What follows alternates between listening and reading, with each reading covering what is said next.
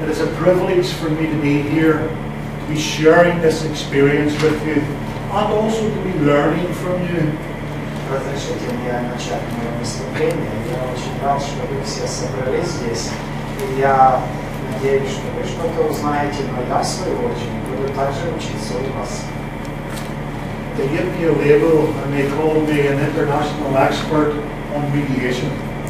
Меня называют международным экспертом в области медиации. But I like to think of myself. It's not mine, sorry. I just switched my. Yes, please continue. I like to think of myself as an international student of conflict resolution. Но я бы себя назвал бы, скорее всего, международным студентом по разрешению конфликтов. Well, I'm here today. I'm here to share some experience with you. Но сегодня я здесь с вами нахожусь для того, чтобы просто поделиться своим опытом в этой области. And I want to, first of all, say how that experience has built over a number of years. И я хочу вам рассказать, как этот опыт у меня постепенно накапливался в течение многих лет.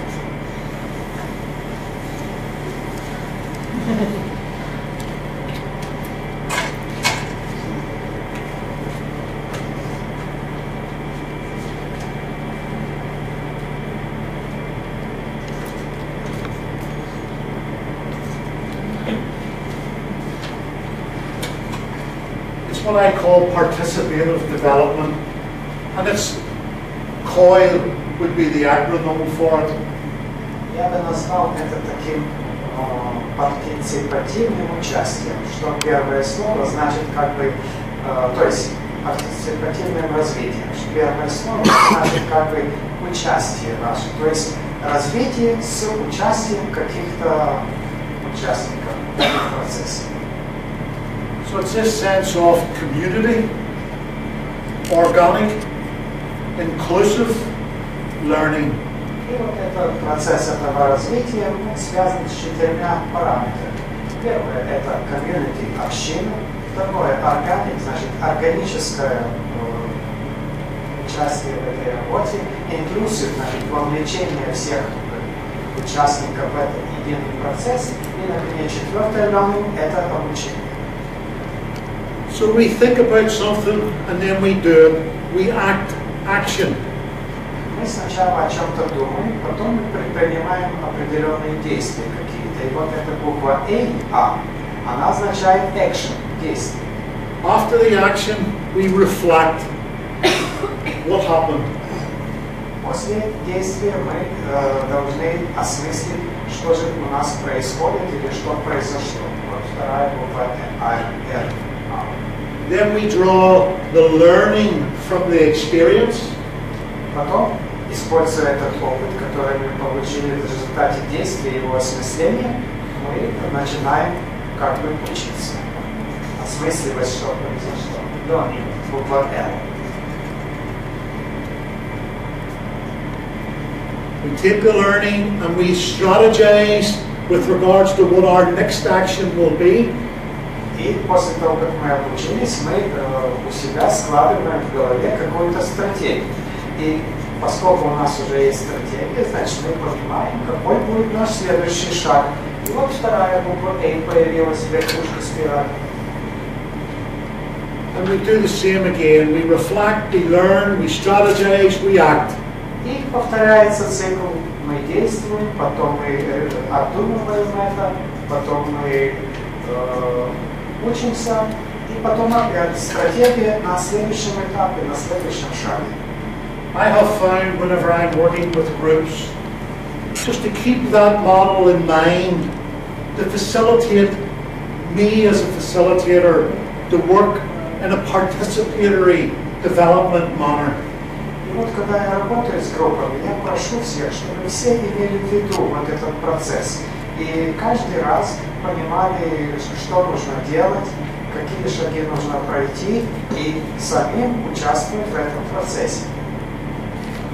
So today, during this session, we will be doing some of this. I will do some actions.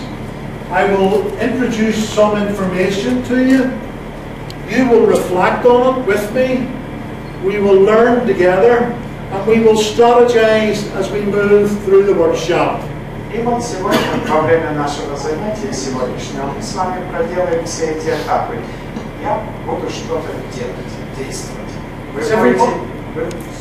Вы будете обдумывать это, потом мы вместе обучимся и подумаем, что делать дальше. Выработаем стратегию.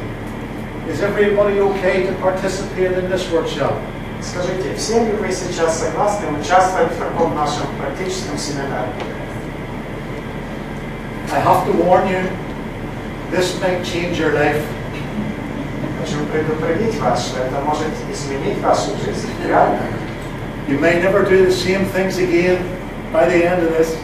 После нашего обучения вы уже, может быть, никогда не повторите какие-то свои шаги, которые делали раньше. So let's begin. Давайте начнем. Like everybody else in the room, I have lots of titles for the different work that I have done over the years. Как и все вы, находящиеся в этой комнате, в этом зале, наверное, вы имеете свой опыт и могли бы много о чем рассказать. Вот и у меня есть какой-то свой опыт, накопленный за мою жизнь. So I have accumulated a lot of experience from that boy that I was at 16 years with the gun in my hand. И вы знаете, я накопил действительно очень большой опыт, начиная с 6-летнего возраста, когда я был мальчиком и уже держал в руке пистолет. I reflect on that 16-year-old's experience.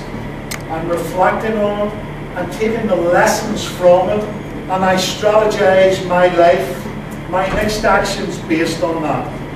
И хочу вам сказать, я ошибся, это не 6 лет, 16 лет было, когда он держал пистолет в руке. Но он в эти годы, он уже предпринимал какие-то действия, обдумывал их,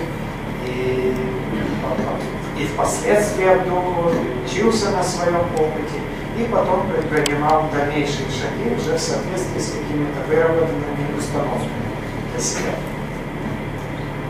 I spent 15 years in prison as a political prisoner. Случилось так, что я 15 лет провел в тюрьме как политический заключенный. Which had given me a lot of time to reflect, a lot of opportunity to learn from other people, from my enemy that I engaged with and became friends with. И вы знаете, я имел достаточно времени, поверьте мне, находясь в тюрьме, чтобы все хорошо обдумать, чтобы извлечь какие-то уроки, чтобы мне пришлось общаться со своим врагом или врагами, которые там находились, и в конце концов мы стали с ними друзьями. You can imagine how easy it was for two people who at one point in their lives were going to kill each other to actually become friends.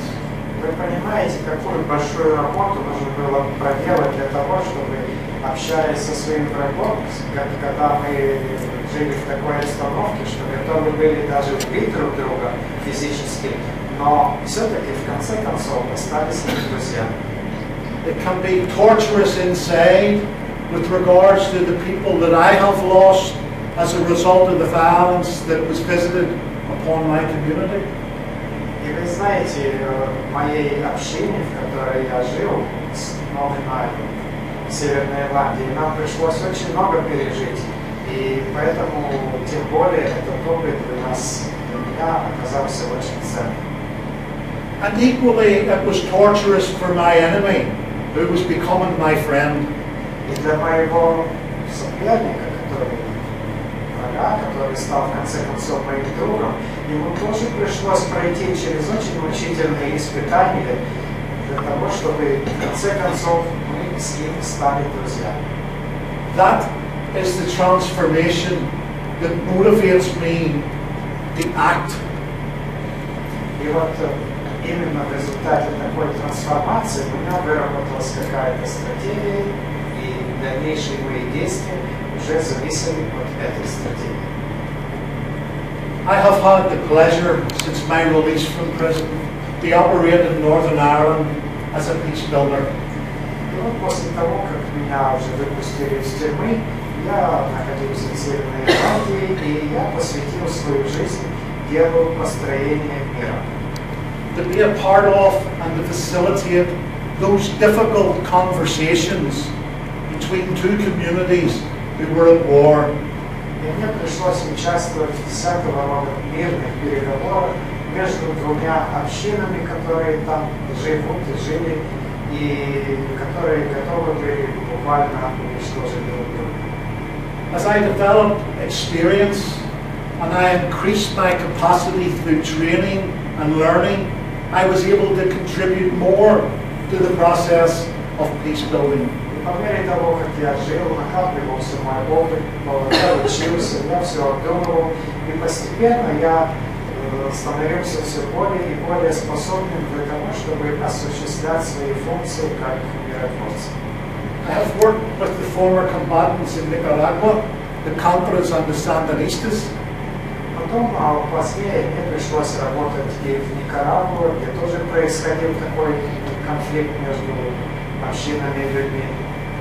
I have worked in all of the countries of the former Yugoslavia in delivering training around conflict resolution. В Югославии я проводил целый ряд обучений, посвященных тому, чтобы наладить мирное сосуществование различных народов и общин, которые там живут. I have worked with the former combatants in Haiti, who are now armed gangs in Port-au-Prince. Пришлось также работать и с буквально, скажем, такими милитаризованными группами в Порт-au-Пренсе, гаитские, I have also been locked up in a hotel room for 3 days in Gaza with 11 different militant groups exploring peace. Кроме того, еще мне пришлось работать и в Газе, это Палестине, в Газе, где буквально мне пришлось сталкиваться с 9 или 6 такими воинствующими группами. And I've had the luxury and the pleasure of being here in the Ukraine. This is my 4th occasion, 3 times with support from Oksana Baltova and Nikolai Damashyan. И вот сейчас я опять уже в 4-й раз имею удовольствие побывать в Украине вместе, и вот я снова нахожусь с вами, вместе с моими знакомыми Оксаной и еще Николай, да? And Olga has been a part of that and demonstrated the actual the usefulness of the training with regards to the symbolic panorama. И Ольга тоже участвовала в нашей работе раньше и продемонстрировала свои навыки и умения в работе с какой-то там панорамой. Символическая панорама. Whenever I sat down to prepare for this workshop, you can imagine that I had a lot of things to consider. So what I have tried to do today is to put together a masterclass for you based on that experience that I've had, not only in Ireland, but in different countries. Things that have worked. So I'm not going to tell you what you need to do. I'm going to tell you how to actually do things. И вот сегодня я хочу вам рассказать о том, как необходимо разрешать конфликты, но я не хочу при этом учить вас и говорить, что вот делайте вот так. Я буду рассказывать о том опыте, который накоплен у меня и в мире по этим вопросам, а вы уже будете думать и учиться дальше. So war legacy itself, we're talking about the legacy of violence. Вот война, она сама по себе, это как бы наследие насилия. Pain and suffering experienced as a result of war often impact upon society and can create division between peoples of opposing sides. Те потери, утраты, которые происходят во время войны, различные травмы, даже физическая боль и страдания, они все влияют на общество наше и могут приводить к тому, что люди будут делиться на различные противоборствующие лагеря. As I alluded to in my presentation, if these things are unaddressed, these experiences will fester and will and can ignite future violence. И вот если вот эти печальные, скажем, аспекты, о которых я только что вам рассказал, упомянул, если на них не обращать внимания или с ними как-то не бороться, то они будут множиться и в свою очередь порождать дальнейшие акты насилия. So Ireland has had a repetitive cycle for generations because things of the past have not been acknowledged. И вот что касается Ирландии, то там в течение целого ряда поколений, не одного даже, целого ряда поколений, повторялись вот такие циклы насилия, и это все происходило потому, что в свое время на это не обращали внимания и этому не противодействовали. So it has been my experience that to overcome such experiences, society needs to create opportunities for understanding, acknowledgement, and where necessary, therapeutic support.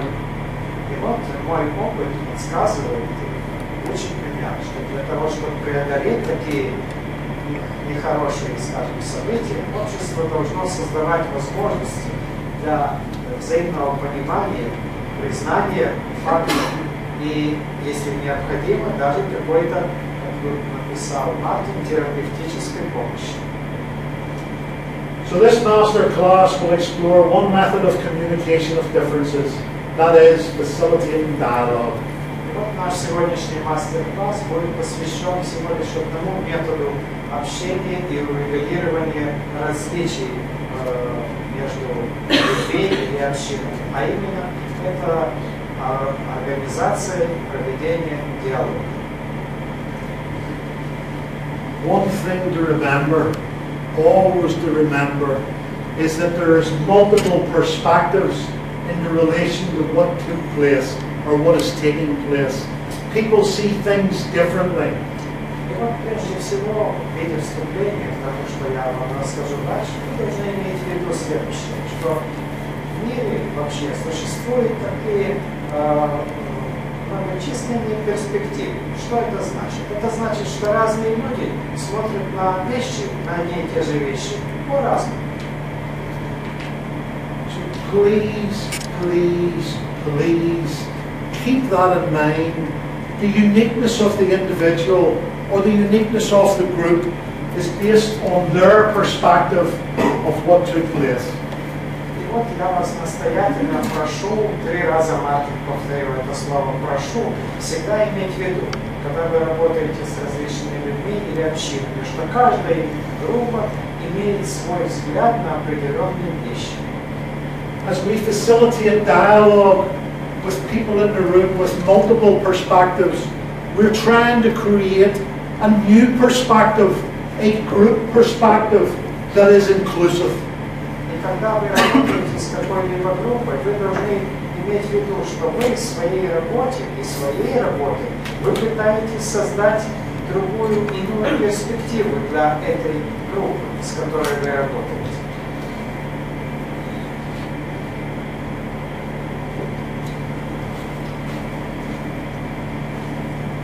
So I want to go into some theory with regards to dialogue first, some definition, some clarity about the principles involved before we move more into various methods of working with people. Давайте перед тем, как мы поговорим о различных методах работы с людьми, организации диалога, давайте все-таки обратимся к самим истокам и поговорим, в частности, о диалоге, о том, как он определяется, чтобы мы имели четкую и твердую базу, от которой мы будем отталкиваться. So the word, as previously stated, the word dialogue comes from the Greek, dialogos, which means through the word. И вот само слово «диалог», оно греческого происхождения и означает по-гречески «через слово» или, лучше, наверное, сказать, посредством слова, потому что «диа» — это «через», а «логос» — это «слово».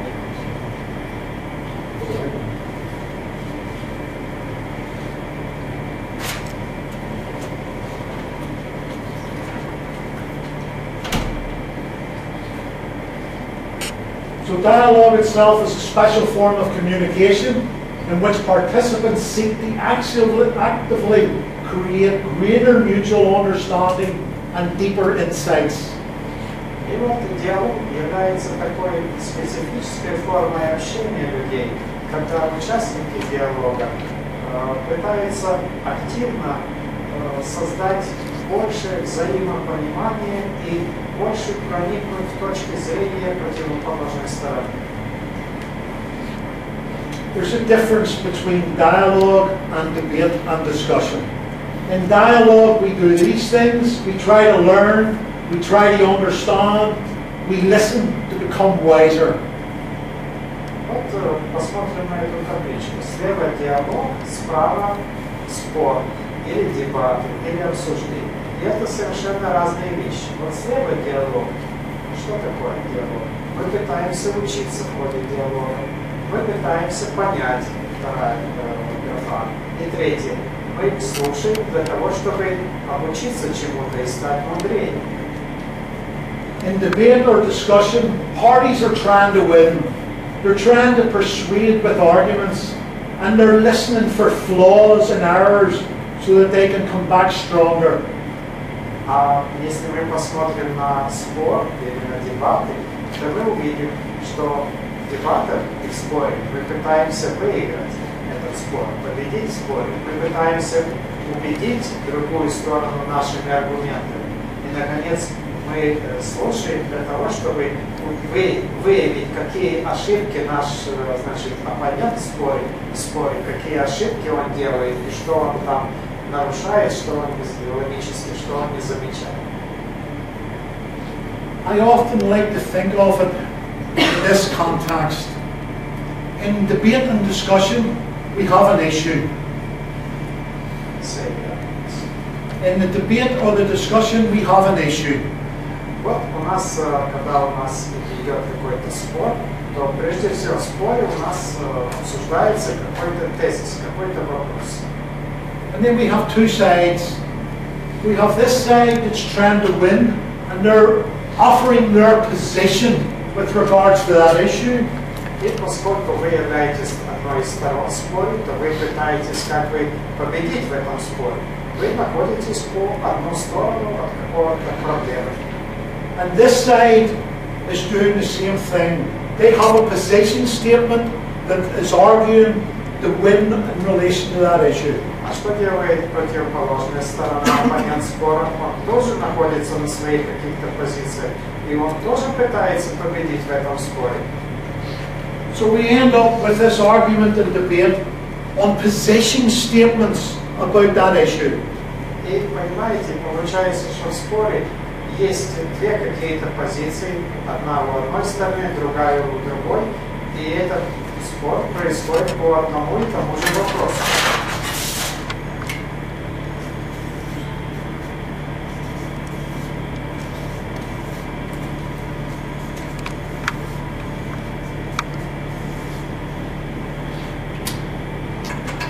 So that's the issue, and that's the two position statements. Вот я нарисовал иллюстрацию к тому, что сказал в середине. Конкретный один – это вопрос, который обсуждается, а с двух сторон одна сторона, внизу пи, другой оппонент.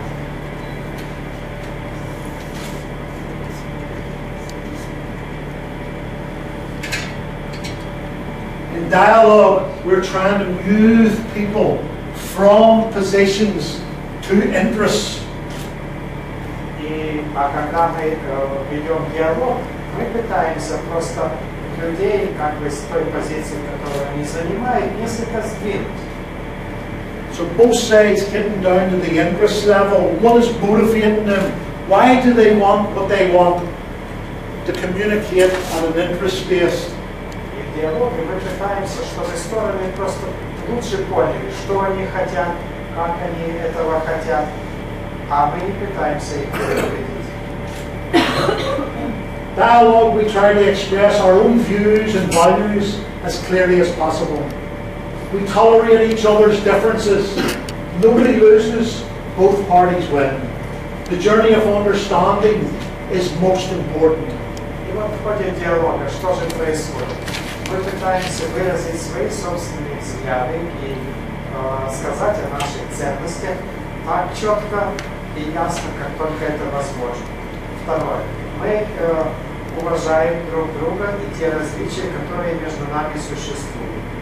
Дальше. Третье. И никто при этом чего-то не теряет. Обе стороны как бы что-то получают, выигрывают в этом диалоге. И, наконец, последнее, но самое важное во время всего этого прочего, иметь какой-то ориентир, путь понимания друг друга. Debate and discussion, it's about defending positions. We have become more alike, or we have adapted to what our position is. The loser surrenders in a debate or discussion. The goal of the debate and discussion is to win the argument, not to develop understanding, to win the argument.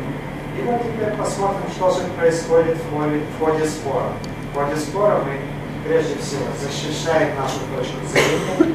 Мы, может быть, становимся ближе друг к другу или как-то приспосабливаемся друг к другу, но в споре одна сторона все-таки проигрывает. И, наконец, цель спора – это выиграть в этом споре, то есть победить своими аргументами противодействующую сторону. Dialogue is like a movement where those taking part in the exchange explore new possibilities. И в ходе диалога мы можем представить его как некое движение, когда мы, те люди, которые участвуют в диалоге, они пытаются обменяться своим опытом в ходе разговора и изучить какие-то новые возможности, которые раньше в голову не приходили. So the goal is not to produce a particular outcome, such as persuading someone, winning the argument, or reaching agreement. Participants are encouraged to be open, listen, and ask questions. И вот целью диалога является вовсе не добиться какого-то определенного результата. Например, убедить или переубедить своего оппонента, победить его своими аргументами или достичь какого-то там согласия. А участники просто должны быть открытыми, должны уметь и действительно слушать друг друга и при этом еще и задавать друг другу вопросы. As facilitators of dialogue, we need to help people to listen. И вот фасилитаторы диалога, их роль заключается именно в том, чтобы как бы научить людей слушать друг друга. Take their time to savor and digest each other's viewpoints. В диалоге необходимо время для того, чтобы как бы выслушать, усвоить и переварить внутренние точки зрения противоположной стороны. Together they try to figure out what makes sense for one party, what makes sense for the other party, and what sense they can make in concert of what they have been hearing. И вот когда происходит диалог, то вы со своим партнером диалога, вы вместе пытаетесь выяснить, что же, собственно, нужно и что ценно для одной стороны, и что ценно и что нужно для другой стороны, и что же в результате вы можете сделать совместно. And it's all of this, it's what makes dialogue special. И вот все то, что я вам сейчас рассказал, это и делает диалог специфической формой общения. So participants in the dialogue actively explore both the subject on the agenda, the viewpoints on the subject matter, and the underlying beliefs. В ходе диалога его участники активно изучают те вопросы, которые стоят у них на повестке дня, изучают точки зрения по каждому из этих вопросов и изучают и знакомятся с отношением к этим вопросам, которые волнуют, скажем, общину. It's this type of conversation that gives rise to trust, reassurance, confidence, and a deeper degree of contact between the parties communicating. И вот такой тип разговора, который ведется при диалоге, в ходе его рождается доверие, обретается какая-то уверенность и в большей степени как бы углубляется, улучшаются контакты между теми сторонами, которые ведут диалог. With trust, reassurance and confidence, it strengthens the relationship and bridges the various beliefs and values that are in the room. И вот в ходе этого диалога, поскольку я сказал, что создается или увеличивается какое-то доверие между сторонами, то это тем самым упрочняются отношения между этими сторонами, участвующими в диалоге. Наводятся какие-то мостики между различными мнениями и различными ценностями участников диалога. Dialogue can help overcome prejudice and create understanding of other people's perspectives. It can show us new ways of perceiving the world, and it can expand our horizon. И вот что еще происходит полезного в результате диалога. Мы преодолеваем какие-то убеждения или предубеждения. Мы создаем у себя внутри понимание того, о чем думают и к чему стремятся другие люди. И в ходе диалога могут выясниться новые формы и новые способы познания мира. При этом расширяется наш общий горизонт, наш общий кругозор.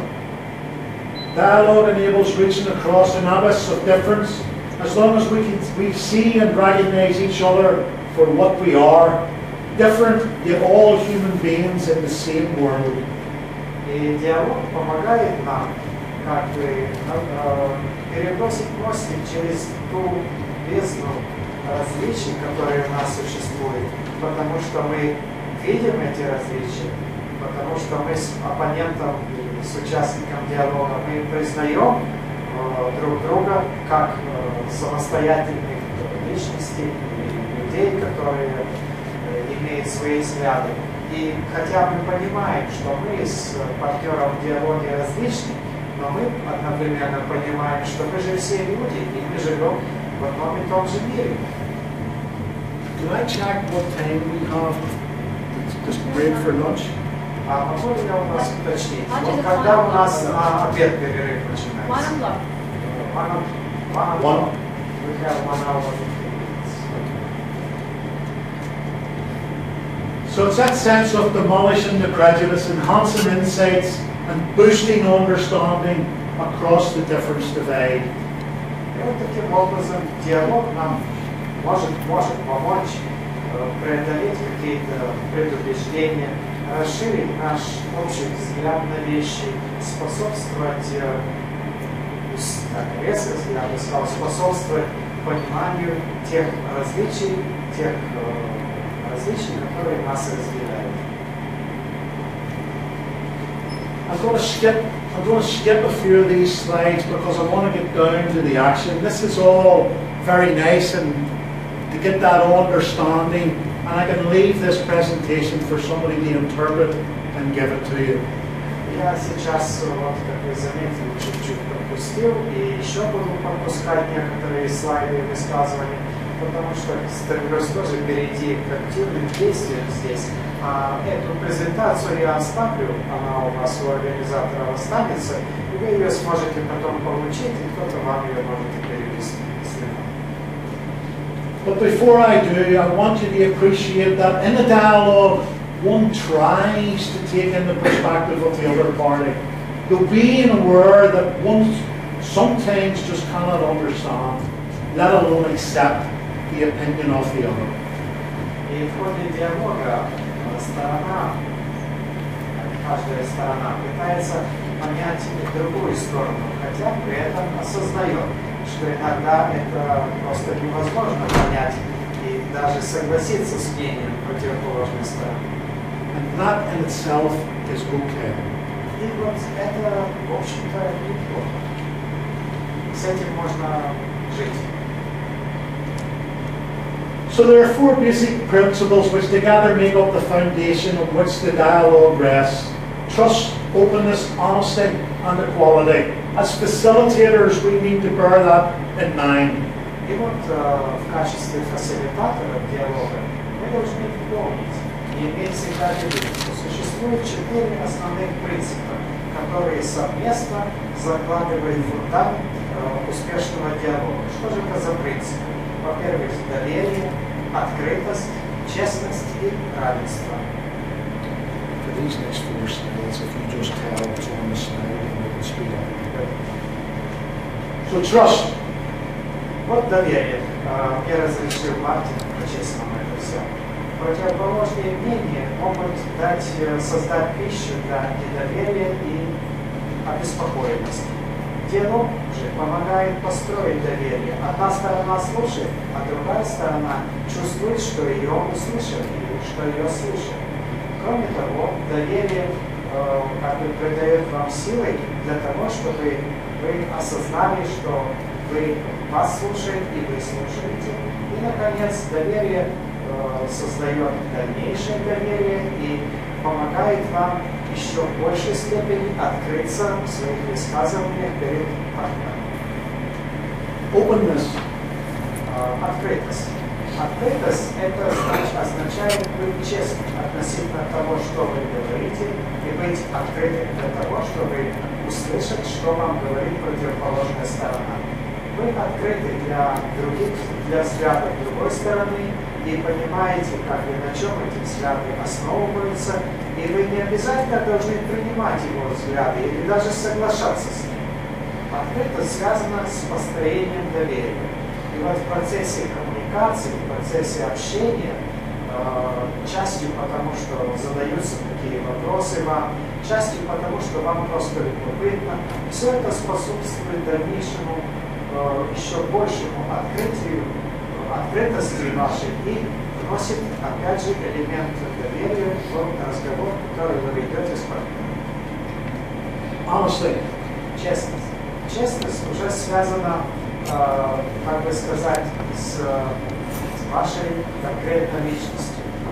Вы честно говорите, вы честно поступаете, и ваш партнер это видит. Кроме того, честность способствует большей открытости и доверию, в то время как нечестность рождает недоверие. И, наконец, честность необходима в разговоре для того, чтобы позволить вашему партнеру лучше понять те потребности и ценности, на которых основывается ваша точка зрения. Equality. И последний принцип – это равенство. Диалог основывается на той ценности, когда каждый имеет что сказать, независимо от того, какой у него статус, какого пола этот человек, из какой этнической группы он произошел. В диалоге каждая сторона вступает в него как бы на равных. Статус и сила влияния каждой стороны могут быть различны, но в то же время все голоса имеют право быть услышаны. So trust, openness, honesty and equality, the founding principles of dialogue. И вот эти 4 принципа – доверие, открытость, равенство и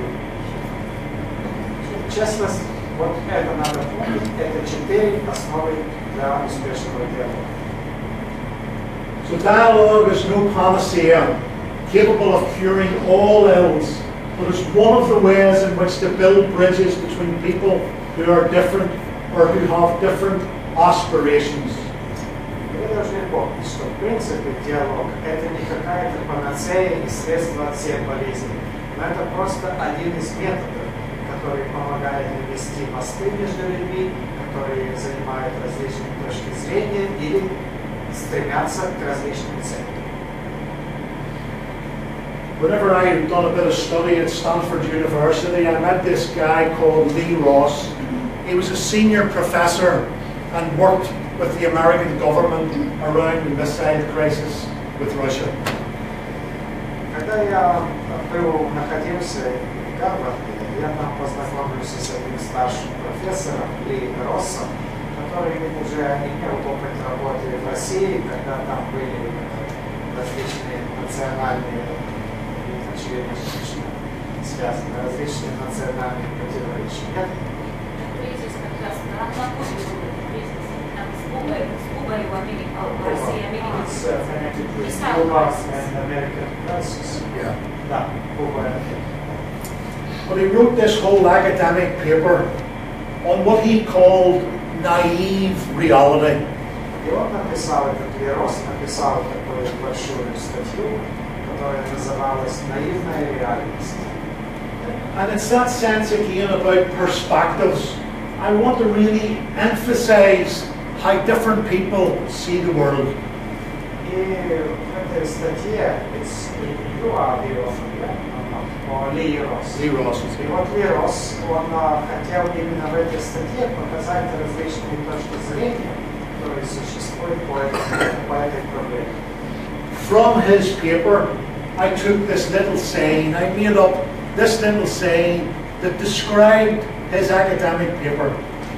И вот я из его статьи, я как раз позаимствовал такое изречение или какую-то мысль, которую я использую в своей работе. And it goes along the lines of, I see the world the way the world is, and the way the world is the way that I see it. И, значит, это следующее, то, что я вот позаимствовал, что я вижу мир таким, как он есть. И мир видит меня тоже таким, как я есть. And if you don't see the world the way that I see the world, then you don't see the world the way the world is. И вот если вы, каждый из вас, имеете какой-то свой взгляд на мир, это хорошо, но это не означает, что мир такой, каким вы его видите. My reality has been working with groups all over the world, that there are people in the room who believe that the way they see the world is exactly the way the world is. И вот мне пришлось работать в течение жизни с многими группами. И вот эти все группы, которые собирались где-то в помещении, они имели свой взгляд на мир и проблемы. И они были искренне уверены, что мир именно такой, какой он им представляется. So you will be facilitating people who are very clear about how they see the world, and someone else in the room will also have a particular perspective on how they see it, based on their beliefs and values and the filters that they have used to create an internal representation of the world. И вот, когда вы как фасилитатор работаете с такими людьми, надо всегда иметь в виду, что они думают, что вот они знают точно, какой мир есть, и вы должны это всегда в своей работе, вы всегда должны учитывать, что у них вот есть такое мнение. As facilitators, we're not there to say who's right and who's wrong. We're there to facilitate a dialogue, to explore those differences. Но, будучи фасилитаторами, мы не должны говорить, кто из них прав, кто не прав.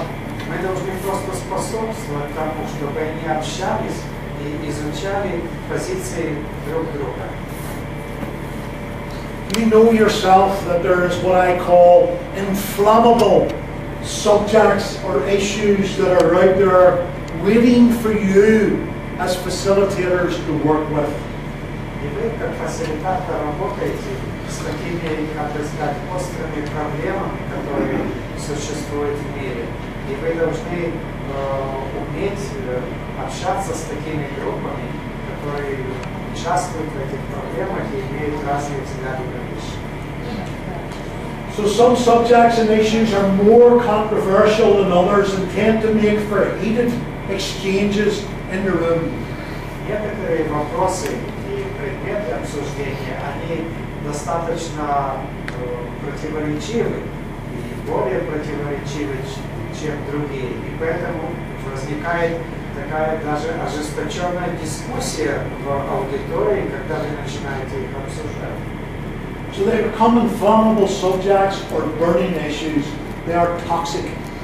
И вот эти проблемы, они становятся таким как бы запалом, из которого возникает оживленная такая дискуссия. И я бы сказал, даже такие, как бы, горячие вопросы, что ли. This can be because they touch on an event or in our own personal story but because they relate the values of importance to us. Почему же это происходит? Потому что затрагиваются такие события, которые касаются лично каждого из участвующих, или потому что они чрезвычайно важны для них. So cultural differences are often seen as being inflammable, but they need not be so. В качестве примера, вот культурные различия часто рассматриваются как вот такие острые проблемы. Но это не обязательно так, и не обязательно они должны быть острыми проблемами. I like to work on a desired outcome, and the desired outcome is to facilitate a journey of discovery of both self and others. As a facilitator, that's your desired outcome. Я, как фасилитатор, я ориентируюсь на какой-то желаемый результат в результате своей работы. И поэтому моя роль в том, чтобы облегчить вот этот путь людям, чтобы они осознали самого себя и осознали другую сторону. Model facilitating dialogue, preparing yourself, engaging with groups, landscaping in relation to practicalities, and then facilitating the groups. И вот, если мы будем говорить о модели фасилитации диалога, то прежде всего нам необходимо, как компонент этой модели, подготовить себя к диалогу и к работе, к работе, потом войти в контакт с различными группами, осознать, какая практическая реальность существует, и четвертое, заниматься именно фасилитацией, облегчением общения этих групп. So you're preparing yourself, you're engaging with the groups before the dialogue to build confidence, to build trust in the system and as you as a facilitator. И вот вы, как фасилитатор, вы готовите себя и входите в контакт с группами, то есть узнаете, что это за группа, это все до начала диалога происходит еще. So this area of preparing yourself, it's about getting clarity about what the issues are that are going to be discussed in the dialogue. Что же входит вот в первую ступеньку, в первый этап подготовки самого себя? Вы должны прежде всего четко определиться с теми вопросами, которые будут обсуждаться в ходе диалога, чтобы вы имели четкое понимание, что будет происходить и о чем будет идти речь. It's about asking yourself, do I have the capability to facilitate this dialogue? И при этом вы задаете самому себе вопрос, а вот есть ли у меня достаточные силы, знания, умения для того, чтобы осуществить эту фасилитацию диалога? As someone who might be identified as being on one side or the other, can you step into that position of being ultra professional to facilitate that dialogue? You need to ask yourself those questions. Вы должны задать также себе вопрос, достаточно ли вы профессиональны для того, чтобы вот в конкретной группе, зная одну сторону, зная другую сторону, хватит ли у вас профессионального умения для того, чтобы наладить и способствовать более лучшему диалогу? And then you need to make that decision. Are you willing to facilitate it or are you not? И вот в конце, после этих всех трех этапов, вы должны задать себе вопрос, а хочу ли я быть фасилитатором этого диалога? Или же что-то мне не нравится, и я не хочу? It could be that the issue is too inflammable and too close to your heart that would allow you to be professional in that facilitation.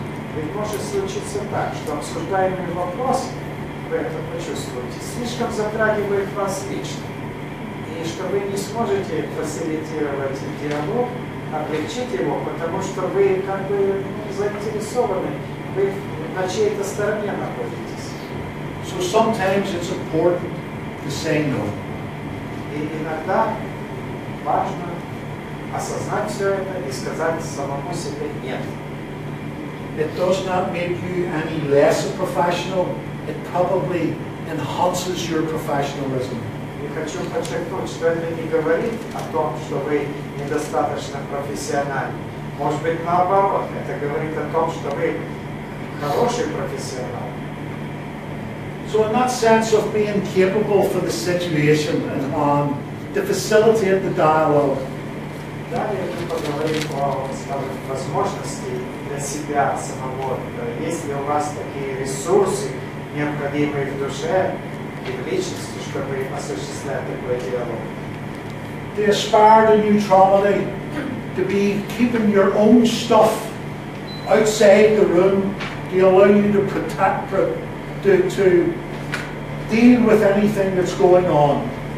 И вам при этом надо все личное, что у вас есть внутри, в душе, в личности в это время, вынести за пределы комнаты и остаться, как бы сказать, нейтральным. How do we come to the tools to be able to do that? И вот сейчас поговорим о тех том инструментарии, который вам поможет все это сделать. Clean questions. Прежде всего, такие открытые, чистые, как написал Мартин, вопросы должны быть подготовлены. Clean questions were developed by a New Zealand psychotherapist who was given therapeutic support to Australian Vietnam veterans. Вот это, когда я говорю чистые вопросы, я имею в виду такой психотерапевтический термин, когда врач задает вопросы, скажем, пострадавших там во время войны во Вьетнаме и так далее. Two friends of mine went to New Zealand and modeled what he was doing and brought in the use of metaphor and developed this process called symbolic modeling. Двое моих друзей побывали в Новой Зеландии, работали там и разработали в результате такую модель, то, что они назвали символическим моделированием. Their names are Penny Tompkins and James Lawley. Penny Tompkins and James Lawley. Это их имена. I received training from them in London many years ago. Я проходил обучение в Лондоне много лет тому назад. And I have used these quick, clean questions in the hills in Haiti with the armed groups.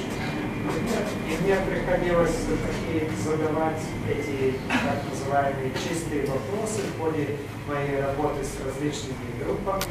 And in many facilitated dialogues with different groups who were in conflict. И они помогли мне проводить диалог с различными конфликтующими группами. To support ourselves, we also need to be very conscious of our sensory awareness. What's happening in the room at any given moment. И в ходе такой работы, в ходе диалога, нам нужно фасилитатору, кроме того, нам нужно как бы иметь не четкие чувства, а нам нужно иметь обостренное восприятие того, что происходит в данный момент между группами в этом помещении, где находятся стороны диалога. So is someone looking sad? Is someone looking angry? And how does that impact upon you as a facilitator? Just to be aware of the senses, that sensory awareness about what's taking place in the room. Вы должны чувствовать аудиторию, чувствовать каждого из людей, которые там находятся. Кто-то печален, кто-то чрезмерно возбужден или даже зол. Вы все это должны понимать. And we will have light. Вот опять Бог сказал, что будет свет. Do we need to press something to... Maybe you have to press it here. So my sense is that you're feeling a bit warm at this point. Yeah? Я так чувствую, что вы уже немножко подустали к этому моменту. So what I would like to do is, I would like you to stand up. Поэтому я сейчас хочу попросить вас всех встать. I want you to get a little bit of space. Find a space in the room where you can put your hands out around you like this. И давайте небольшую физзарядочку производственную сделаем. Потянемся, расправим руки. It's a little energizer. Это будет таким энерджайзером для нас. So I need you to follow my lead. Я хочу, чтобы вы следовали за мной. 1, 2, 3, 4. Раз, два, три, четыре. 1, 2, 3, 4. В другую сторону. 1, 2, 3, 4. Ногой. 1, 2, 3, 4. Второй ногой. And now we speed it up a little. И вот теперь вам немножко будет лучше. 1, 2, 3. Побыстрее. 1, 2, 3. 1, 2, 3. 1, 2, 3. 1, 2. 1, 2. 1, 2. 1, 2. 1, 1, 1, 1. Yeah! That's it.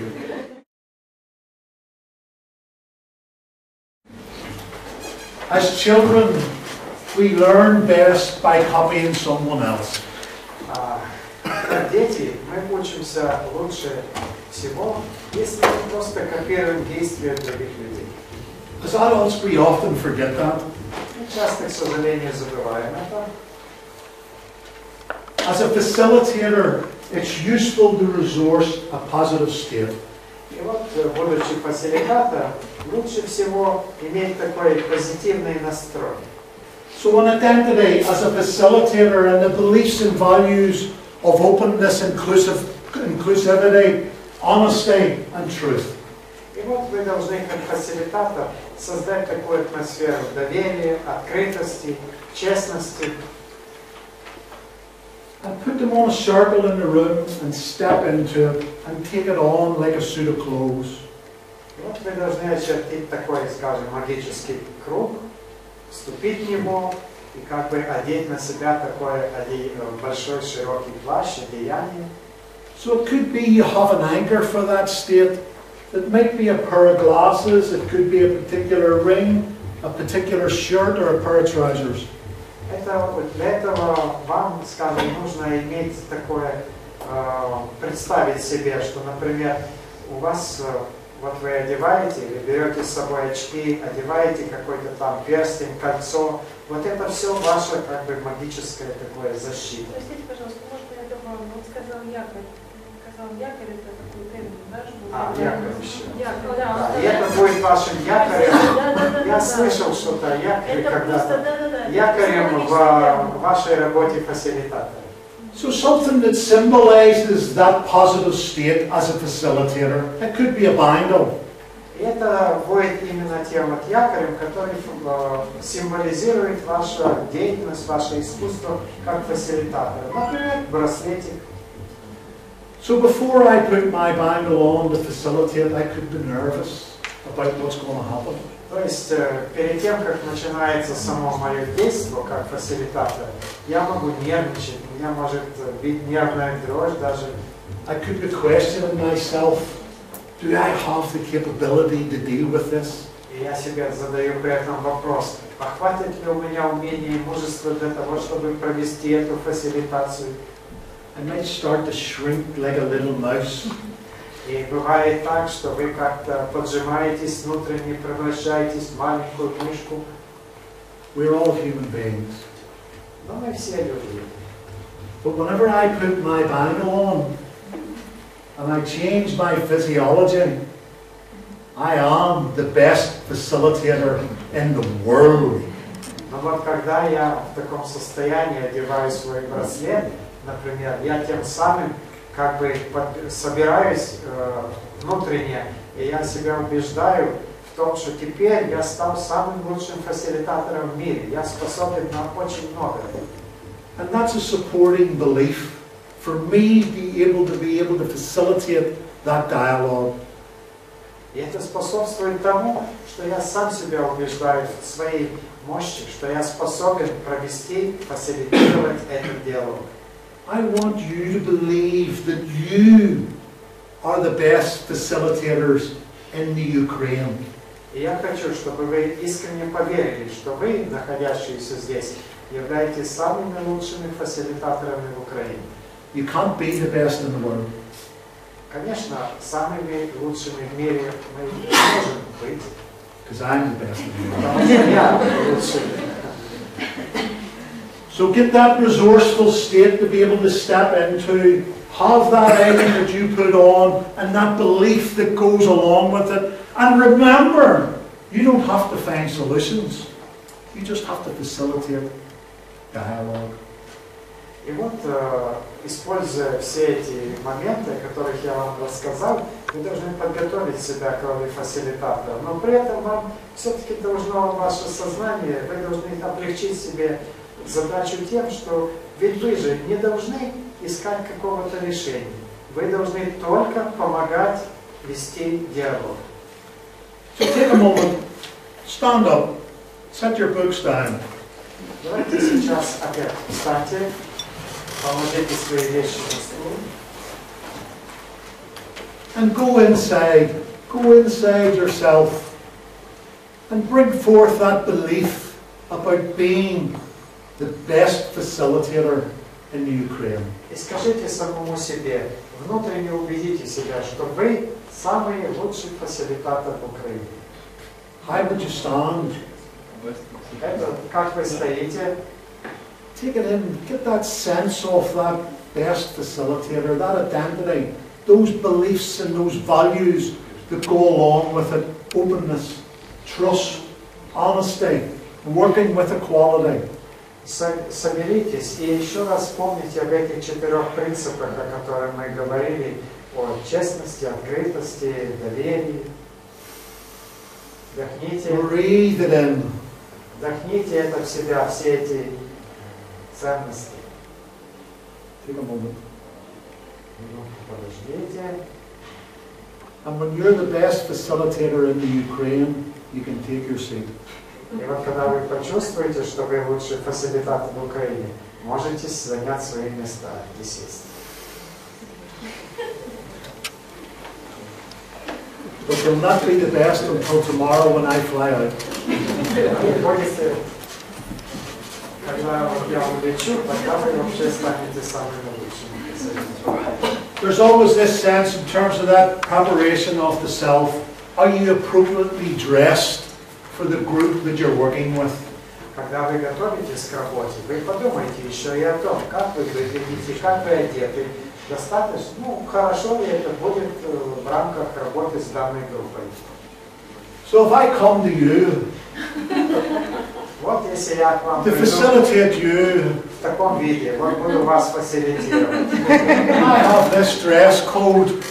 Ну, вот это правильный ли это дресс-код? You're probably going to have great difficulty in hearing me. Наверное, вам будет трудно слушать меня. So dress appropriately. If you're going to be working with politicians who wear suits and ties and dresses and jewelry, you dress the same. Вот, Or например, close. вы знаете, что вам надо будет работать с политиками в группах, то они же, вы знаете, всегда затянутый, строгий костюм, галстук, там, рубашка, золотые украшения у них все. Вам тоже надо одеться как бы под этот стиль. And when you're working with former combatants or soldiers or armed gang members, you dress similar to where they're at. You meet people where they're at. А если вы работаете с какими-то участниками военных действий, там, с солдатами, с военными, значит, они, или даже с какими-то группами, ну, такого, как очевидно, бандитского типа, то они же одеты совершенно по-другому, и вам надо об этом тоже подумать. So whenever I arrived here, I had a nice shirt, a nice pair of trousers, and a nice big flashy tie. То есть, когда я приезжаю куда-то работать, к вам тоже, то я, вот, рубашечка, брюки, там, галстучек, все у меня есть. I observed the people at breakfast yesterday morning, and I decided to leave the tie in the wardrobe. Вчера я посмотрел на аудиторию, на группы, на вас всех, кто видел, снял галстук, положил чемодан. It felt more comfortable. И я себя чувствую более комфортно теперь. If you're co-facilitating, stick to the agreed role with your co-facilitator. Who's going to be doing what?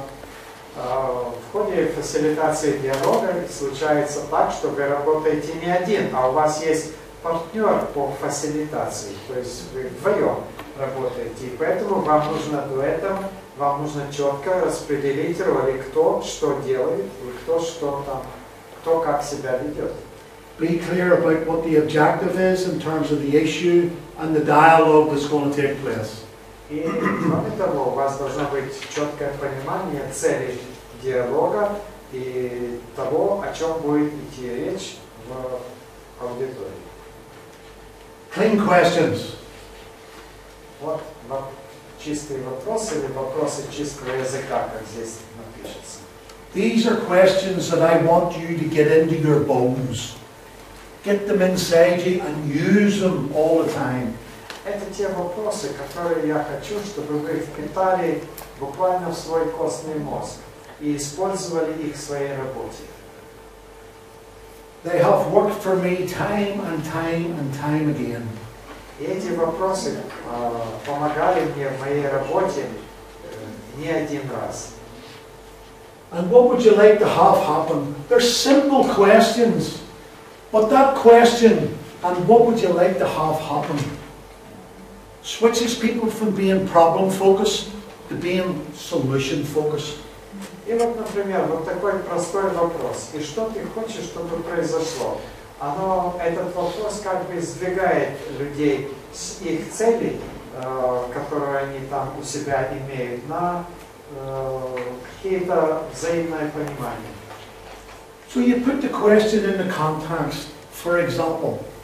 И вот вы задаете вопрос как бы по контрасту с тем, что происходит. And with the war in the eastern Ukraine, and with all the trauma and the pain, the suffering, the bombs and the bullets, and what would you like to have happen? И вот вы говорите о том, что учитывая, например, события, которые происходят в Украине, и все эти бомбежки, и страдания людей, и все, и вот вы задаете вопрос, и что ты хочешь, чтобы произошло? They will tell you, that's switching them from being problem-focused to being solution-focused. И вот люди начинают вам что-то отвечать, и вот от проблемы они переходят к возможному решению этой проблемы, после того, как вы их задали именно такой вопрос. There are groups in Ireland who love to wallow in the problem. They love it so much, they bathe in the problem and have been doing it for years. В Ирландии есть такие группы, которые как бы очень проблемные. Они считают, что перед ними есть много проблем, и они все время об этом думают, и как бы буквально завалены, все время отягощены этими проблемами, которые в их жизни существуют. When I come in and ask that question, they have to go deep inside in terms of what they would like to have happen, and they become more solution-focused than problem-focused. И вот когда я прихожу к ним, к таким людям, и задаю им этот вопрос, и что ты хочешь, чтобы произошло, они как бы несколько отрешаются от этих проблем и начинают задумываться в глубине души о том, как бы можно было бы их действительно преодолеть, и как бы их можно было решить. То есть их фокус такой оптический, может быть, он как бы сдвигается немного в сторону. Another supporting clean question is, and is there anything else about what it was that they had just told you? И второй вопрос в этой серии. И есть ли что-то еще о том, что мы обсуждаем, о той проблеме, которую мы обсуждаем? Что вы еще можете о ней сказать? And then you can ask that other little clean question, and what happens right before that change happens? И еще такой вопрос полезный. И что происходит прямо перед тем событием, о котором мы говорим? And what happens next after that change has happened? И что происходит потом, после какого-то изменения, которое произошло в жизни? And what has to happen for that change to happen? И еще такой вопрос, а что же должно случиться, чтобы такое изменение действительно произошло? And what is needed for that to happen? И еще вопрос, а что нужно для того, чтобы произошло такое событие, после которого может наступить изменение. So what I would like to do now is to give you just a few moments to practice those three clean questions.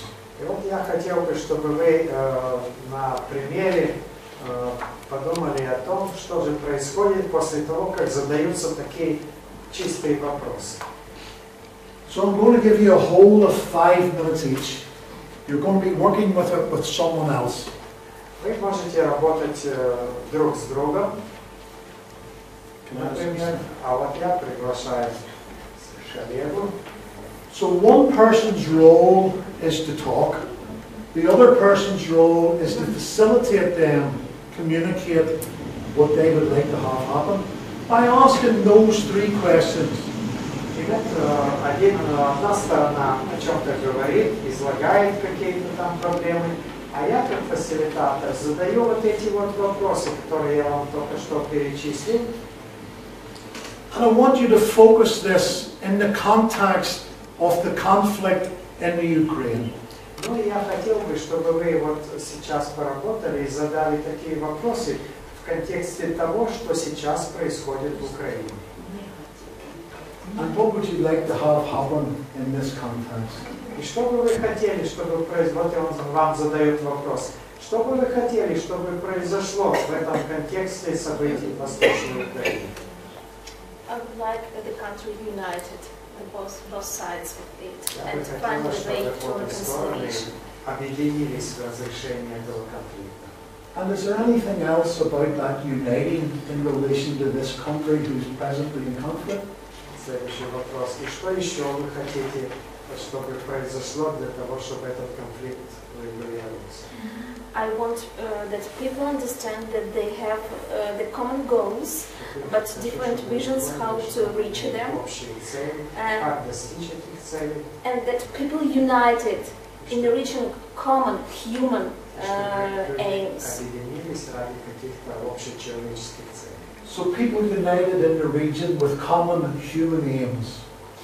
То есть вы хотите, чтобы люди в этом регионе объединились на основе общечеловеческих каких-то целей. And what happens right before that unity of those common aims? А что должно произойти, произойдет, что вы хотели, чтобы произошло до того, как произойдет такое объединение людей? To stop armed conflict and stop propaganda from both sides. Прекратился военный конфликт и пропаганда с обеих сторон. And what has to happen to stop that conflict from both sides? И что же должно произойти, чтобы People прекратился should конфликт? communicate with each other, not through the politicians Люди должны говорить друг с другом, не and, через or through политику, the media, или but через средства массовой to have информации. to bridge with each Они other. должны навести мостики между друг другом. And what is needed for that to happen? А вот что нужно, чтобы именно это произошло?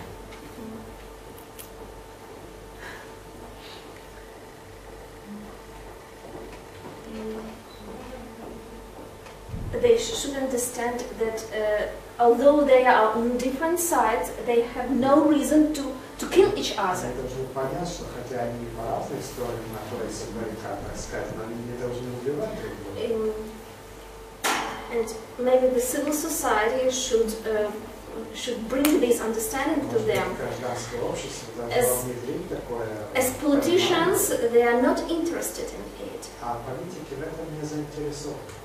What needs to happen for civil society to bring that to happen?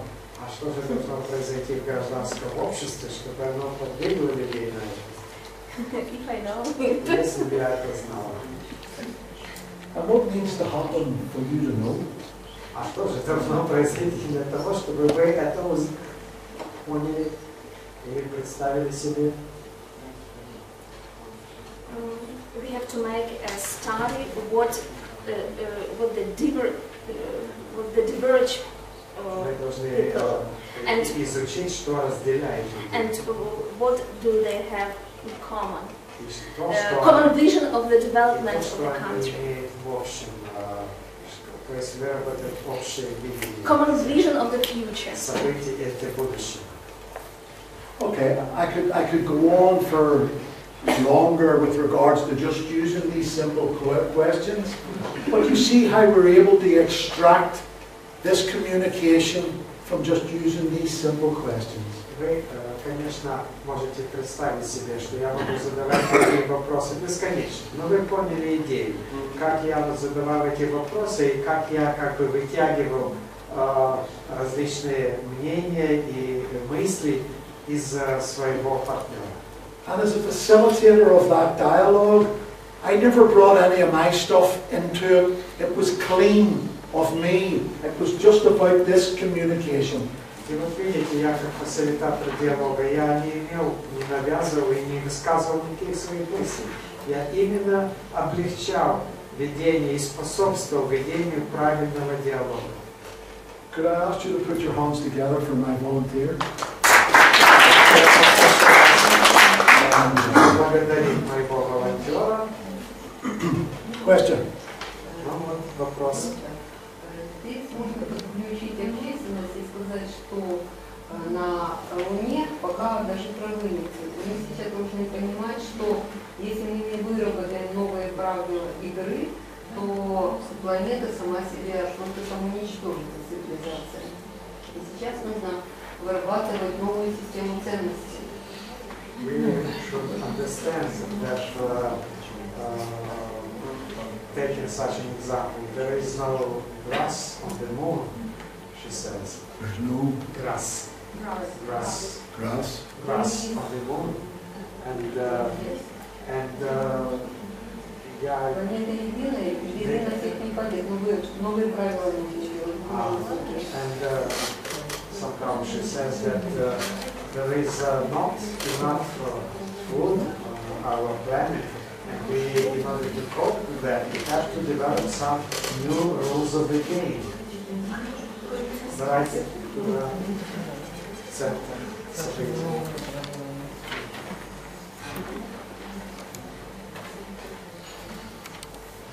And with all of what you have been saying, what would you like to have happen? Я вот выслушал все, что вы сказали. А опять вам же чистый вопрос. И что же вы хотите, чтобы произошло для этого? That would support the people in the Ukraine. Чтобы в контексте событий в Украине, как бы необходимо было бы поддержать людей в Украине?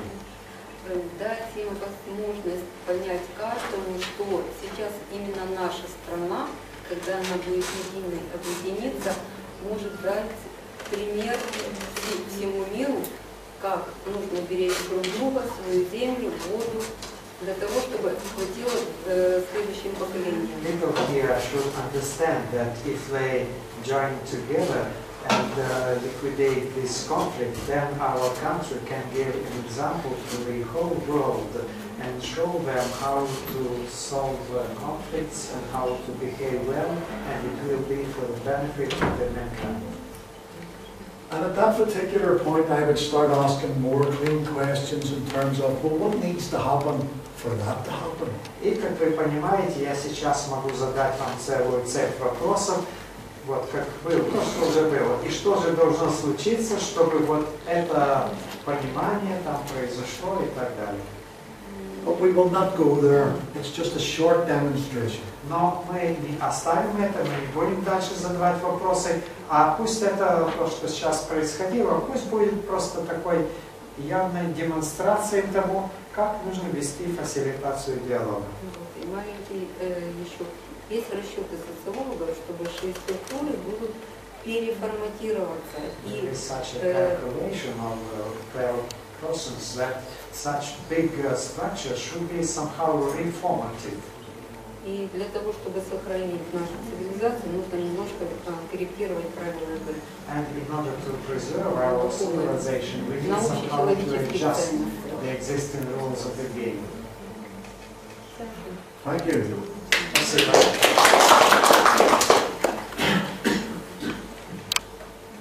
These questions work. They're clean questions. They support you as a facilitator. Get them into your bones. Let's have a little practice. Видели, как работают чистые вопросы? Они вам помогают, как фасилитатор, И давайте поэтому использовать этот инструмент. So what I would like you to do is to pick a partner. Сейчас я бы хотел, чтобы каждый из вас здесь выбрал себе партнера. And pick someone who either you like or you don't like. Вы можете выбрать того, кто вам нравится, а можете выбрать того, кто вам не нравится.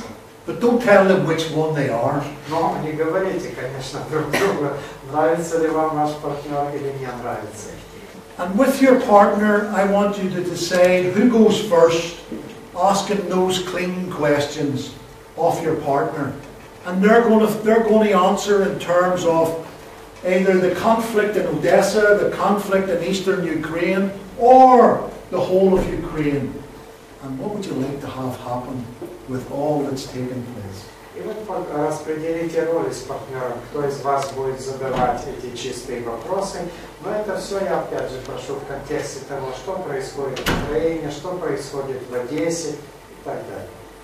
You have 5 minutes and then I ring the bell, and then you switch and the other person gets the opportunity to ask you the questions. У вас есть 5 минут, после чего я позвоню в маленький колокольчик, и вы с партнером поменяетесь ролями, и теперь уже не вам будут задавать чистые вопросы, а вы будете задавать чистые вопросы. On the same topics, yeah? Same topic. На тех же теме. This is facilitation. О конфликте, который происходит у нас в Украине или в Одессе, и это вот фасилитация будет.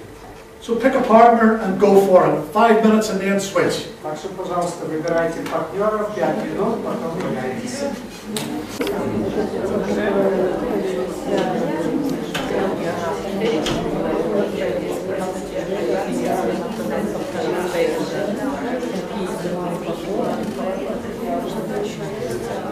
And then what happens next?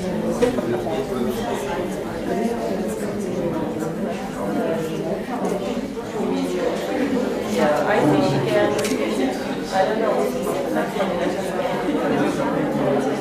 I think there has to be.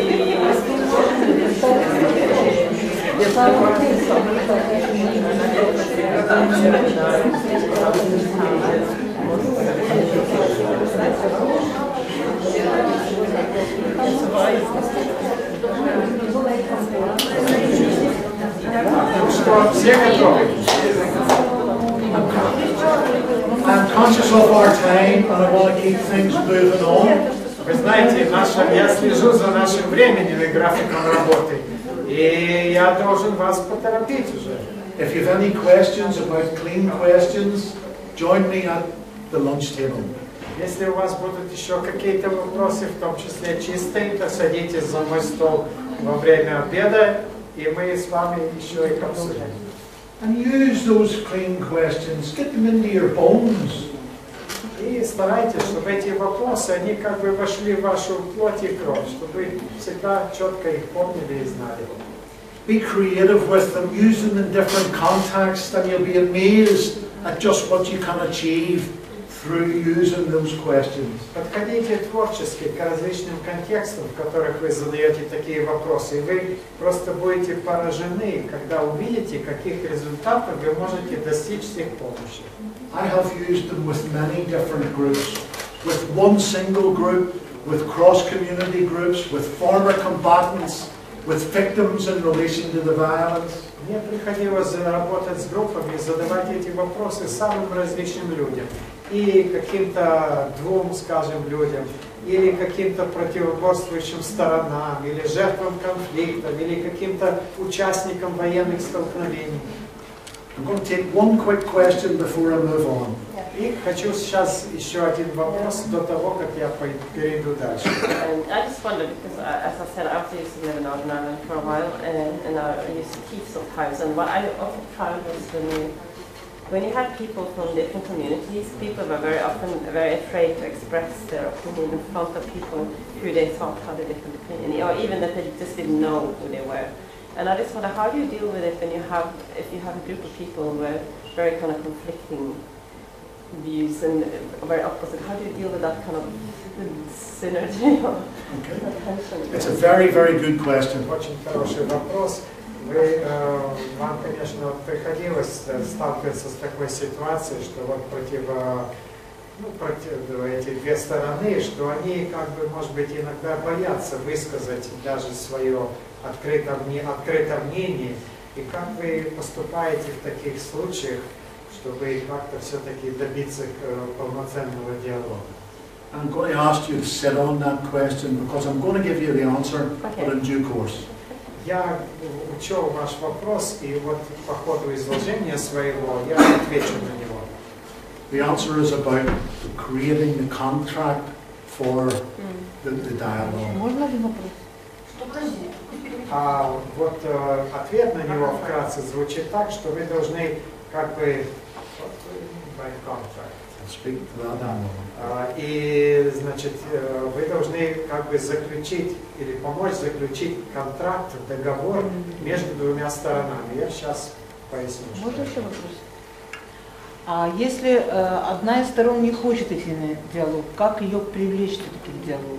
If one of the parties is reluctant to have a dialogue, how you can attract it, involve it in the dialogue? How to do that? It's another good question. Еще один хороший вопрос. And you cannot force people to come into a dialogue. They come in voluntary. You can encourage them and ask them. Sorry. Дело в том, что вы все-таки не можете заставить людей участвовать в диалоге, но когда вы приглашаете людей, они должны быть как бы внутренне желать этого, они должны быть готовы участвовать в диалоге.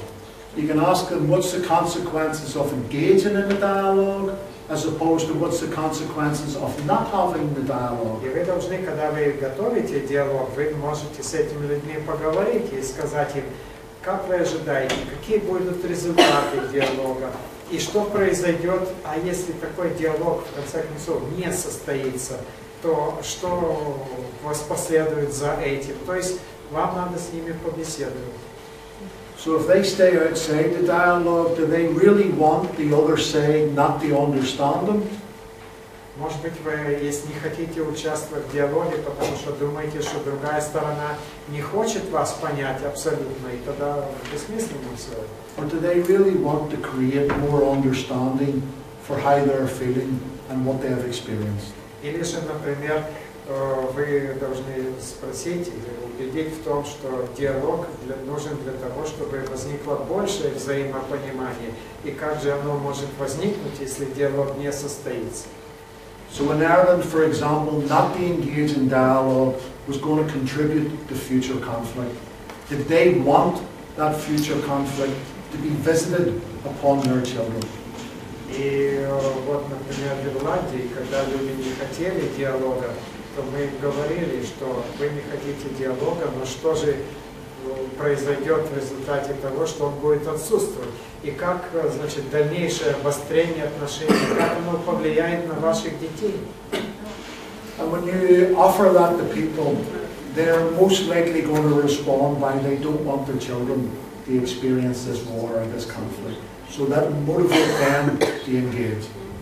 И вам нужно как бы работать с этими людьми и убеждать их в том, что именно диалог необходим, поскольку он является одним из средств предотвращения и насилия, и войны, и так далее.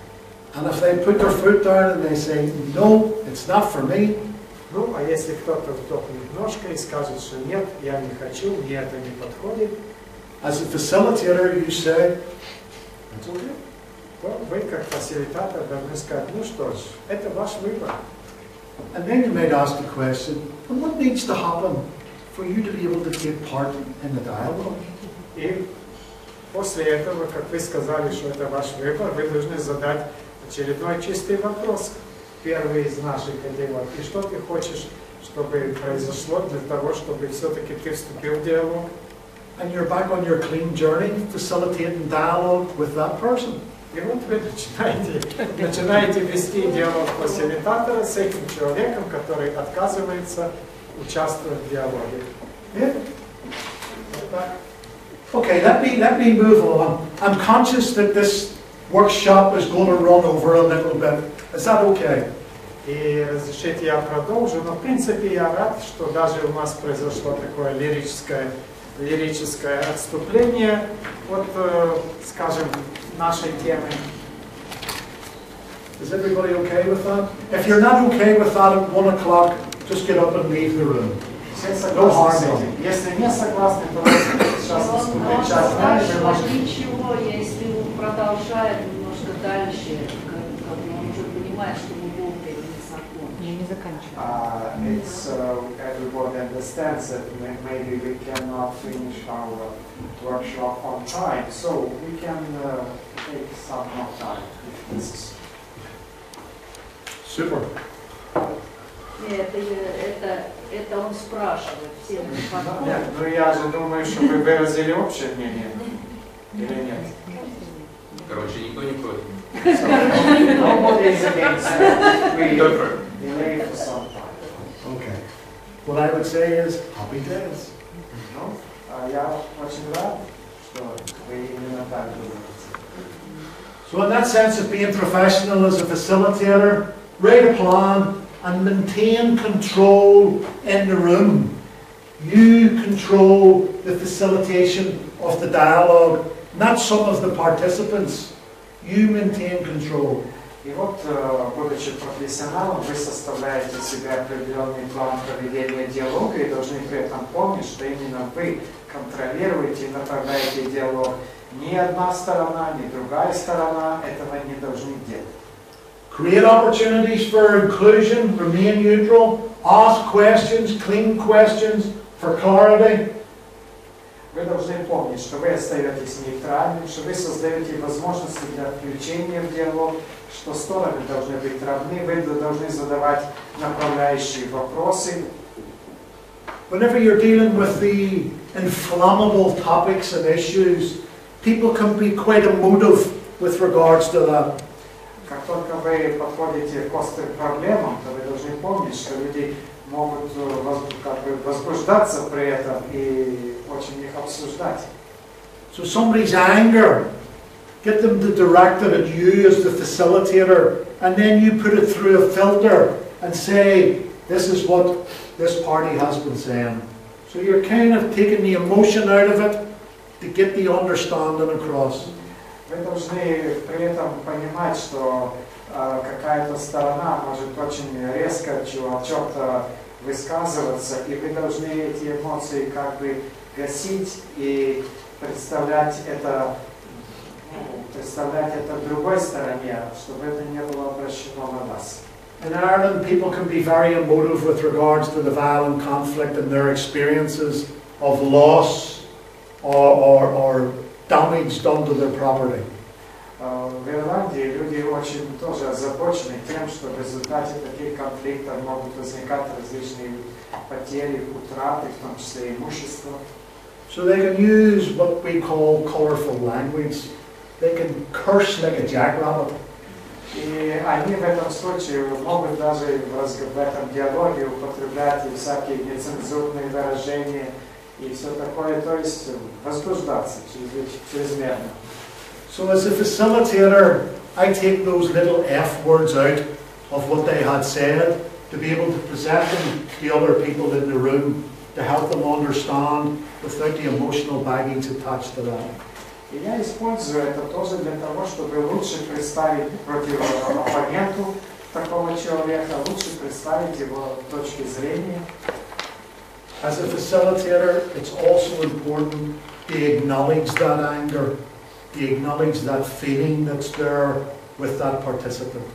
И как фасилитатору вам тоже необходимо вот как бы обращать внимание на то, насколько заинтересован или насколько четко выражает свои мнения вот эта сторона. So you could be saying something like, I hear your anger, or I'm observing you being angry, and this is what I'm hearing you saying. И при этом вы говорите, что я вижу, насколько вы озабочены, насколько вы расстроены, там, рассержены. Я вижу это, и я довожу вот это до другой стороны. And maintain relevancy. Make sure that the participants are being relevant to the topic or the issue for the dialogue. Кроме того, как фасилитатор, вы должны удерживать стороны от того, чтобы не отклоняли в сторону от обсуждаемого вопроса, а все то, о чем они говорят, чтобы это было в русле конкретной проблемы, которая обсуждается. That sense of willingness. А вот желание, готовность. I'm going to speed up a little bit here. Engaging with groups. А вот это ознакомление и вход в контакты с группами. So this is the engagement with the groups before the facilitated dialogue. This is to support them to come into the room for the dialogue. Имеется в виду вход в контакт с группами еще до того, как состоится диалог, приглашение их прийти в определенное место, в определенное помещение. So identifying who are the gatekeepers, who are the people that are controlling the group. Some gatekeepers open the gate, other gatekeepers keep the gate firmly closed. So who are the gatekeepers? Engage with them. Вам необходимо определить, кто в группах, собственно, является такими, как тут сказано, привратниками, то есть кто открывает шлюзы, открывает двери, возможности для диалога, потому что некоторые люди бывают зажаты полностью. How many are in the group? What are their issues? Are they willing to engage with others on these issues? Questions that you're asking. Вы задаете вопросы, сколько человек в группе, каковы будут проблемы, какие проблемы будут обсуждаться, готовы ли участники группы входить в контакт с другими людьми по этим, именно по этим, скажем, больным для них проблемам. And then you're going to ask, and what needs to happen for that engagement to happen? And you agree an initial contract for the engagement, the venue, the facilitators, the date, the time, who will be present. И вот вы задаете также вопрос, что должно произойти для того, чтобы контакт осуществился такой. Вы заключаете как бы такой контракт на такую работу, определяете место фасилитатора, дату, время, точно знаете, кто будет присутствовать во время диалога. So you're doing all of that before the facilitation, remember. И вот помните, что все это, что мы сейчас говорили, это все до начала диалога происходит. What I call landscape practicalities. Вот то, что я вам говорил о практических реальных вопросах, об обстановке диалога. Where is a suitable neutral venue? Check the environment for noise and privacy. Вы выбираете соответствующее нейтральное место для организации диалога, осматриваете все окрестности, чтобы не было шума, чтобы была такая приятная атмосфера уединенности. Is there suitable space for breakout work if necessary? What's the type and number of seats available? Is there tables in the room? Does there need to be tables in the room? Определяете, например, нужно ли, чтобы в комнате были столы, чтобы было достаточное количество сидячих мест, нет, чтобы было какое-то место вокруг, чтобы можно было размяться или прерваться на некоторое время, если это необходимо. For some people who are uncertain and uncomfortable with regards to the dialogue, they can feel more comfortable sometimes behind a table. They have a little barrier. They're willing to communicate, but the table helps them feel a bit secure. Вы знаете, некоторые люди в ходе диалога, они предпочитают, чтобы, например, были столы. То есть они с одной стороны, вы с другой, как фасилитатор, чтобы между вами был определенный барьер какой-то. So you allow that to happen. And then in the course of the dialogue, you're moving people to take the barrier away, take the tables out of the room, so that we have a much more personal space between us. No barriers, just communication. И пусть будет так вначале, если людям этого хочется, но потом вы отводите этого человека от стола, от барьера. Может быть, столы вообще можно будет убрать потом, для того, чтобы между вами, как фасилитатором и участниками диалога, не должно быть барьеров, даже физически. So removing the physical barrier, to allow us to work on the mental barriers that divide us. И поэтому, убрав физические барьеры, продолжайте работать над тем, чтобы убрать какие-то ментальные барьеры между вами, как фасилитатором, и сторонами диалога. So other practicalities, what resources are available, flip chart, projector, markers, those type of resources that you need to facilitate. Подумайте о тех ресурсах, которые вам необходимы для проведения диалога. Вот, например, бумага, флипчарты, проектор, маркеры какие-то, еще что-то, что вам нужно, чтобы все было заранее подготовлено. Sustenance available and arranged, that's food. Ну и надо позаботиться также о том, чтобы были какие-то мелкие радости, типа, значит, какая-то небольшая там пища, чтобы была вода, чтобы можно было пить и так далее. Toilets and any other resources that might be required. Могут потребоваться еще какие-то ресурсы, вроде того, чтобы где-то был туалет, куда можно было бы сходить одновременно. So facilitating groups, you've got people in the room now. Вот вы фасилитируете в группах. Вы собрали людей в комнате. The room arrangement, I normally use a horseshoe shape similar to this.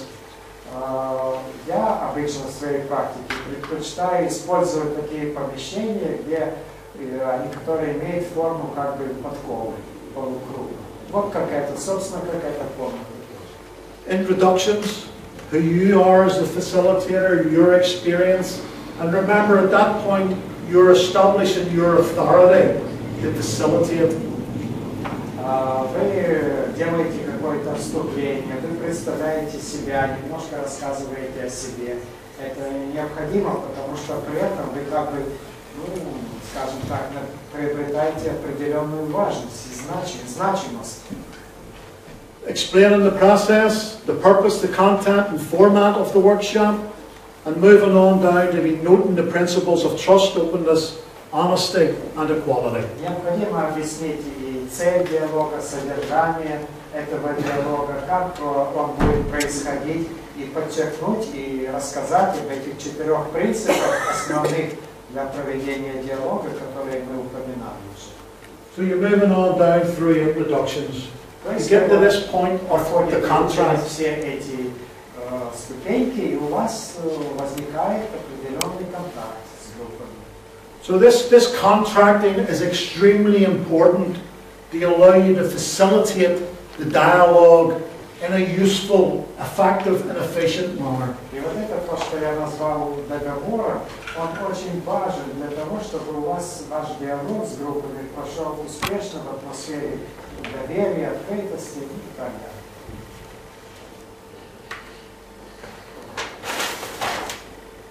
So you write up the contract. How will we treat each other? Respectful. И вот вы заключаете как бы договор между группами. Как мы будем относиться друг к другу? То есть одна группа с другой. Как вы будете относиться? И что там написали? What will be the timings for breaks? Commence a process of communication through it. And we're going to move down through some of this stuff in one moment. Определяете время для перерывов, которые у вас будет в ходе диалога, и начинаете процесс общения. So the contract is extremely important. Whenever someone starts to get angry, say, "Whoa, hold on, this is what you signed up to." So you make sure the contract is visible on the wall. You said that we were going to be respectful. At this moment in time, you're not being respectful. Can you be respectful, or do you need to leave it alone? Эти принципы диалога, принципы проведения диалога, о которых вы договоритесь, они должны быть где-то зафиксированы, скажем, на стене или где-то на бумаге. И когда одна из сторон вдруг начинает возбуждаться и что-то сердиться еще, вы должны его остановить и сказать: извините, вот видите, мы же договорились, что стороны будут уважать друг друга, пожалуйста, остыньте, ведите себя подобающим образом и так далее. So now you're all ready to go. You've got people in the room, you've got yourself in the good state, you've got the contract. What are you going to do? Ну и вот, теперь все готово к диалогу. Есть, познакомились, есть принципы проведения диалога на стене, все договорились, как он будет происходить. Можно приступать. So what you're going to do is you're going to begin a process of communication. Вот, значит, вы должны теперь начать процесс общения. And here's just some little ideas for you on how to do that. Things that have worked well for me. И вы какие-то выдвигаете какие-то идеи, какие-то мысли, как вы считаете, должен проходить диалог. Could you read those out, A, B, C? Да, процесс А.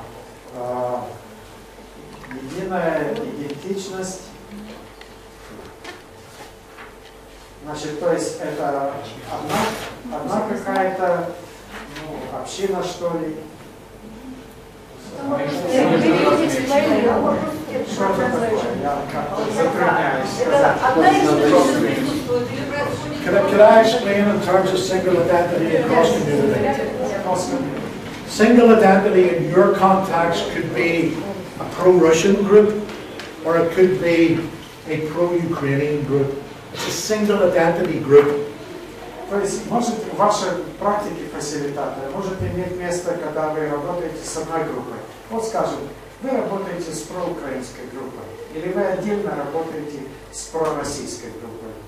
A cross-community group is whenever you have the pro-Russians and the pro-Ukrainians in the room together. Или же в одной комнате в виде одной группы могут противоборствующие стороны, стороны придерживающиеся противоположных убеждений могут находиться. Вот это cross-community group. So sometimes you need to work on the single identity group before you can get them into the room to do the cross-community facilitation. И иногда может случиться так, что вы работаете с одной группой, а потом появляется другая группа. Single identity group work also allows the opportunity for different narratives, for those different perspectives to be shared within that single identity group. Дело в том, что вы, когда работаете с одной группой, это тоже может оказаться, и так оказывается чаще всего, что внутри этой группы существуют тоже различные мнения и различные видения проблем. So it can be really, really useful. И это осознание, это может быть очень важно для вас. There are more processes. Let me skip through. Есть еще другие процессы, но я их пропускаю. Process A is to support people to shift from within their single identity group, from being at a fact on what's happening out there, to actually take more responsibility and to move to being a cause for change. Когда работаете с одной группой, то цель этого процесса еще может быть такая, должна быть такая, что вы сдвигаете эти группы в сторону того, чтобы они подумали о том изменении, которое необходимо произойти, чтобы изменить реальность. I'm going to call upon my good colleague, Oksana, to follow this up at a later stage with regards to the difference between cause and effect, being a cause or being a fact. But simply speaking, being a fact is about being a victim. Everything's happening to you. Я сейчас хочу обратиться к помощи Оксаны, чтобы вы как-то помогли перейти от причины к результату в ходе диалога. Being a cause, on the other hand, is about taking some responsibility for change. Когда мы говорим о какой-то причине, то мы тем самым берем на себя как бы какую-то ответственность за то изменение, которое должно произойти. So you're influencing life. Life is not just simply influencing you. Вы влияете на окружающую жизнь, но окружающая жизнь не всегда влияет на вас. So shifting between the effect, debate, cause. Symbolic panorama is a really useful process, and Olga and Oksana have trained a little with me with regards to symbolic panorama. But quite simply, symbolic panorama is about using symbols to represent people or groups, and then placing them on the floor And the distance between the symbols determines the relationship between the groups. И вот я хочу ввести такое понятие символической панорамы, которая в символическом виде отображает вот эти причину и результаты какого-то действия, какого-то явления. Символическая панорама — это является комбинацией социальной панорамы и символического моделирования. So it could be the tape measure is representing the pro-Russians. Вы на полу, скажем, вы очерчиваете круги или какую-то территорию. Вот, например, здесь пророссийские находятся. And the bottle of water is representing the pro-Ukrainians. А вот бутылка воды символирует проукраинскую группу. And then you get people to step into those positions and ask them what needs to happen. И вы Close that gap. просите группу, What needs скажем, to happen to bring the people together? занять определенные позиции, а потом, а что же должно произойти для того, чтобы вы как бы перешли или объединились с другой группой? И наоборот. But it might be what needs to happen to get them to take the first step. А потом вы задаете вопрос, а что же нужно, что должно произойти для того, чтобы группа сделала первый шаг по направлению к другой группе? And similarly, it might be what needs to happen for this group. Take that first step. И противоположной группе, а что же должно произойти для того, чтобы вы сделали первый шаг в направлении к другой группе? Now, as you all know, and as I'm becoming more and more familiar, there's not just one group who are pro-Russian and one group who are pro-Ukrainian. They divide into multiple groups. И в ходе вот Multiple groups here. в ходе диалога и вашей работы получается, что внутри каждой из групп существует как бы целый ряд меньших подгрупп. И в проукраинской, и в пророссийской существуют какие-то подгруппы внутри. So we can use this process to create the landscape of different groups or people. And we physicalize that landscape then in the room and start asking questions of the different symbols representing the different groups. И вы, как фасилитатор, вы выстраиваете такой, скажем, в переносном смысле ландшафт, который существует, и начинаете задавать вопросы вот этим различным подгруппам для того, чтобы они лучше уяснили свои позиции. In June of this year, we actually developed a landscape of the Ukrainian situation at a workshop in Odessa. В июне этого года мы проводили семинар в Одессе, и мы как бы и составили такой ландшафт того, что происходит в Украине. It was quite amazing the way people engaged. We had one person actually placing the symbol, and then we had discussion about where that symbol should actually be. Is it too close? Is it too far? And it was being moved around and getting that awareness, bringing more awareness into the room. И мы просили людей, чтобы они тоже использовали в ходе этого семинара различные символы. И они их расставляли где-то, эти символы, на полу, скажем, а потом, насколько эти символы близко друг к другу находятся, насколько далеко. То есть вот так мы проводили этот семинар. So a really useful process. И это действительно очень полезный процесс. Я имею в виду символический процесс. Written inquiry is where you have two groups, and you invite this group to develop a list of questions for this group, and this group to develop a list of questions for this group, and then you switch them over. Можно работать с использованием письменной формы. Одна группа составляет список вопросов, потом другая группа составляет список вопросов, они задают их друг другу, потом обмениваются этими вопросами. And then you get the answers to the questions, you facilitate the answers.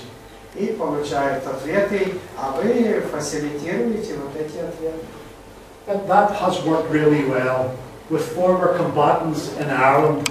Это хорошо работало, этот метод с участниками военных столкновений в Ирландии. I invite you to contact me after this workshop, after this conference, if you want any more information on written inquiry. Если вы хотите получить больше информации по такой письменной форме, то вы можете обращаться ко мне с вопросами и после проведения нашего семинара здесь. Open inquiry is basically where you're facilitating the dialogue in the room and it's open. Set in a frame of what's going to be discussed, what's the issues, but open facilitation. Открытое исследование – это когда вы проводите такой вот диалог в одном помещении, вот как здесь изображено на картинке.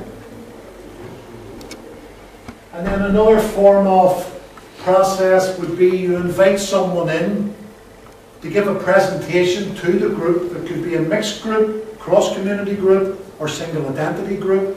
And then you get questions, breaking people up into groups, to ask the presenter questions, to bring in more awareness to the group. Еще может быть такой метод, когда вы приглашаете какого-то представителя, который приходит и выступает, обращается к группе, работает с группой. Группа может быть как одной направленности, так и группы, которые спорят друг с другом, ведут диалог друг с другом, то есть придерживаются разных убеждений. Эти группы могут задавать вопросы этому, скажем, спикеру. What I've also done is develop an Irish history course and bring cross-community groups into that course to raise their awareness of each other's history. Я разработал такой специальный курс, который направлен на то, чтобы представители различных убеждений, чтобы они вступали в диалог и получали и становились более информированными в результате этого диалога. The history allows you to acknowledge past injustices and move on. И, так сказать, история помогает вам осмыслить все происходившие ранее события и двигаться вперед в своем понимании их развития. And finally, 4 questions that can be really useful. И, наконец, в заключение 4 вопроса, которые могут действительно реально быть очень полезными.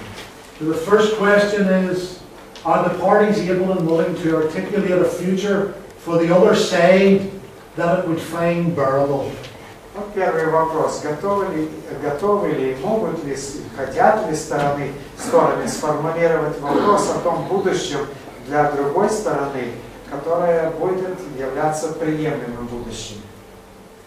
The second question is about trustworthiness. Can the two sides trust each other to honour commitments and to take all of the intermediate steps necessary towards that shared future? Второй вопрос касается доверия. Могут ли две стороны доверять друг другу, уважать обязательства друг друга и предпринять все необходимые шаги для того, чтобы добиться какого-то совместного будущего? And the third question is about acceptance. Can the parties accept the losses that a settlement will inevitably impose on them? Третий вопрос касается каких-то утрат и приемлемости таких утрат. Могут ли стороны принять такие утраты, которые возникают в результате взаимного соглашения или взаимного согласия? And the fourth and final question is the question of just entitlements. Can the parties work to accept an agreement that does not meet what they perceive to be requirements of justice? Ну и четвертый, последний вопрос касается того, могут ли стороны принять такое соглашение, которое не соответствует тому, что они считают справедливым. Those 4 questions have been developed in a collaboration with Stanford University's Center for Mediation and Negotiation on people in Ireland. Такие вопросы были, именно такие вопросы были выработаны и сформулированы в группе тех, кто занимался медиацией в Гарвардском университете. And that's where I'm going to pause. Ну и вот мы подошли к концу. I think I must have kissed the Blarney Stone back in Ireland because I could talk and talk and talk even more. И вы понимаете, что я, как ирландец, я могу говорить еще очень много на эти все интересные темы. But before I close, I want to thank you for being part of this workshop. It has been a pleasure. And also to invite you, if you wish, to contact me at a later date if you have any questions with regards to the process of facilitating dialogue. Thank you all very В much. заключение я хочу поблагодарить всех вас за ваше участие и еще раз напомнить, что если у вас возникнут какие-то вопросы в дальнейшем, вы всегда можете обращаться ко мне. Спасибо вам.